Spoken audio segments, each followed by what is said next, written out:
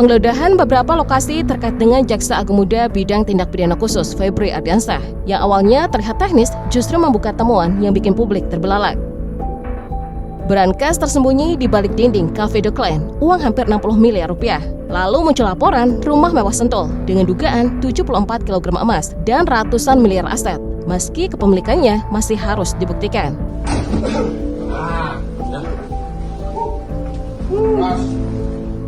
Tapi pertanyaan paling panas muncul setelah itu. Mengapa TNI ikut bergerak dan rumah Febri dijaga ketat? Apakah ini benar-benar hanya pengusutan tindak pidana pencucian uang atau ada perang kekuasaan yang selama ini hanya berbisik kini mulai tampak di permukaan negara dan membuat publik merasa ada sesuatu yang jauh lebih besar tersembunyi? Nama Jampitsus Febri Ardiansyah mendadak jadi sorotan besar setelah rangkaian penggeledahan di sejumlah lokasi memunculkan temuan yang membuat publik melongo. Bukan sekedar dokumen atau barang elektronik biasa, tetapi berangkas, uang puluhan miliar, bahkan laporan soal emas puluhan kilogram yang kemudian menyeret perhatian ke arah yang jauh lebih panas. Sedikitnya ada 11 lokasi yang digeledah, termasuk yang paling ramai dibicarakan adalah Cafe de Clan Signature di kawasan Cipete, Jakarta Selatan. Di tempat ini, tim Kortas Tipikor Polri bersama di Treskrimsus Polda Metro Jaya menemukan sebuah berangkas besar yang disebut tersembunyi di balik dinding dan tertutup lemari. Setelah dibuka, isinya langsung bikin heboh. Uang tunai dalam bentuk rupiah, dolar Amerika Serikat, dan dolar Singapura. Ditambah dokumen, handphone, serta barang elektronik. Tidak tanggung-tanggung nilai uang yang disita dari berangkas ini disebut mencapai hampir 60 miliar rupiah. Lokasi berikutnya adalah Coin Money Changer, tepat di samping Cafe de Clan. Penggeledahan di tempat ini disebut masih berkaitan dengan rangkaian penyidikan dugaan korupsi dan pencucian uang yang menyeret sejumlah perkara besar, termasuk PLN, Asabri, dan Krakatau Steel. Dari sini publik mulai bertanya-tanya, apakah ini hanya tempat penyimpanan uang atau bagian dari jaringan yang lebih besar? Yang paling mengejutkan tentu laporan soal rumah mewah di kawasan Sentul, Bogor. Sejumlah media menyebut lokasi itu diduga berkaitan dengan Febri Ardiansyah. Di sana, penyidik disebut menemukan berangkas berisi 74 kg emas batangan, uang tunai sekitar 4,7 juta dolar Amerika Serikat, 14 juta dolar Singapura, serta rupiah, dengan total taksiran mencapai sekitar 476 miliar rupiah. Menurut kepolisian, penggeledahan itu bukan berdiri sendiri. Pihak kepolisian menjelaskan, operasi ini terkait penyidikan dugaan korupsi dan pencucian uang dalam perkara batubara PLN, Asabri, serta penyelesaian utang PT CBS kepada PT KNI. Bahkan kasus batubara PLN disebut berkaitan dengan blackout di Sumatera, termasuk dugaan suap, gratifikasi, dan pencucian uang. Namun suatu hal penting, kepemilikan seluruh aset itu masih harus dibuktikan. Tetapi bagi publik, temuan sebesar ini sudah cukup untuk membuat kasus penggeledahan tersebut berubah menjadi tontonan hukum paling panas. Namun drama belum berhenti di sana. Beberapa media melaporkan setelah penggeledahan tersebut, puluhan tentara disebut mendatangi Polda Metro Jaya. Pemandangan ini langsung membuat suasana makin panas karena kasus yang semula terlihat seperti pengusutan aset dan dugaan pencucian uang tiba-tiba bersinggungan dengan pengerahan personel militer. Yang membuat publik makin heran, operasi pengusutan dugaan pencucian uang ini justru bersinggungan dengan penjagaan ketat oleh TNI di rumah Febri Ardiansyah. Bukan soal pengamanan biasa, tetapi kesan yang muncul adalah mengapa rumah sosok yang sedang disorot dalam rangkaian penggeledahan malah terlihat seperti dilindungi kekuatan militer negara di tengah kasus ini. Nah, disinilah pergeseran antara dua kubu akhirnya mulai sedikit mencuat. Di titik ini, sebagian pengamat mulai membaca kasus Febri bukan sekedar perkara hukum, tetapi juga bayangan tarik-menarik elit. Pengamat politik Efrisa pernah menyinggung bahwa persaingan Hambalang dan geng Solo kini semakin kuat. Dan beberapa pengamat menuturkan bahwa kasus Febri berkaitan erat dan ketegangan dua kubu tersebut. Lantas, bagaimana kasus ini semakin memanas? Mari kita bahas tuntas.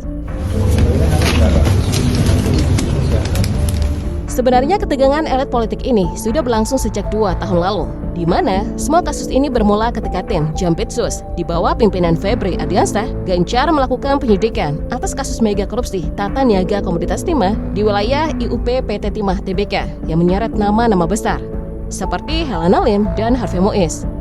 Di sini Febri dan timnya berhasil membongkar kasus korupsi terbesar Indonesia yang menyebabkan negara rugi hingga 300 triliun rupiah. Setelah kasus mega korupsi ini diungkap oleh tim Jampitsus, Febri pun mulai mendapat tekanan. Tekanan itu muncul dalam bentuk yang tidak biasa.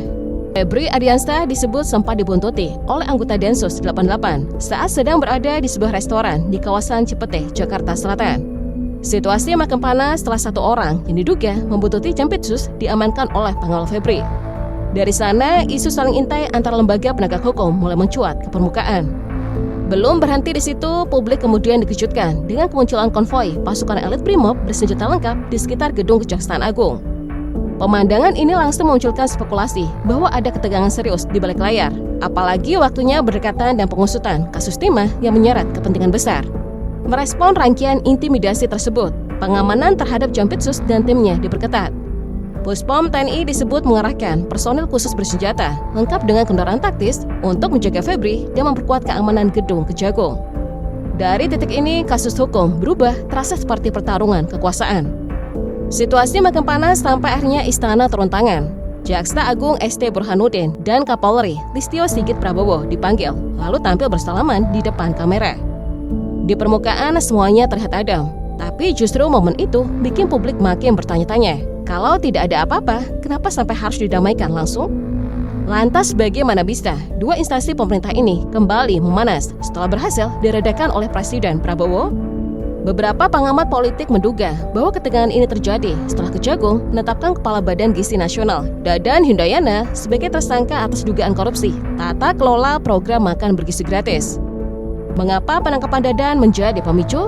Karena Kejagung seringkali dianggap bagian dari geng Hambalang. Sedangkan politikus PDI Perjuangan, Guntur Romli, pernah mengatakan bahwa Dadan adalah titipan dari geng Solo.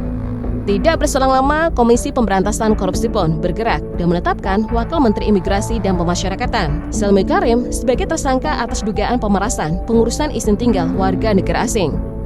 Beberapa kabar burung pun mengungkapkan bahwa ini adalah bagian dari pembalasan geng Solo atas penangkapan Dadan.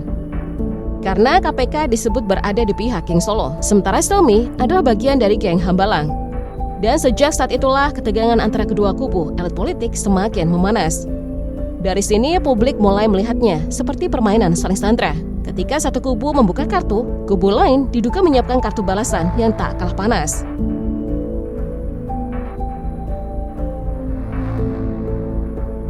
Siapa Febri Ardiansyah sebenarnya? Di tengah pusaran isu itulah nama Febri Ardiansyah menjadi semakin menarik untuk dibedah. Febri bukan sosok baru di dunia penegakan hukum. Ia dikenal sebagai jaksa karir yang pernah memegang sejumlah posisi penting di kejaksaan sebelum akhirnya dipercaya menjabat sebagai Jaksa Agung Muda Bidang Tindak Pidana Khusus atau Jampitsus. Posisi ini sangat strategis karena berada di jantung penanganan perkara-perkara besar, mulai dari korupsi kelas kakap, penyitaan aset, sampai kasus yang menyentuh lingkaran bisnis dan kekuasaan. Karena itulah ketika namanya ikut terseret dalam pusaran penggeledahan dan isu tarik-menarik elit, publik otomatis menoleh bukan hanya pada karirnya, tetapi juga pada harta kekayaannya. Berdasarkan LHKPN yang dilaporkan pada 31 Desember 2025, tercatat mencapai 18,26 miliar rupiah tanpa utang. Aset terbesarnya berada pada tanah dan bangunan senilai 14,85 miliar rupiah. Itu termasuk properti di Jakarta Selatan, Tangerang Selatan, dan Bandung. Salah satu yang paling mencolok adalah tanah dan bangunan di Jakarta Selatan yang tercatat sebagai warisan. Nilainya mencapai 10,82 miliar rupiah. Di sisi kendaraan, Febri melaporkan 4 mobil dengan total 2,31 miliar rupiah. Honda HR-V, Toyota Land Cruiser Prado, Peugeot New 2008, dan Toyota Alphard. Ia juga memiliki kas sekitar 938 juta rupiah. Harta bergerak lainnya 60 juta rupiah, serta harta lain 100 juta rupiah. Jadi saat kasus ini makin panas, angka-angka dalam LHKPN Febri ikut menjadi bahan sorotan publik.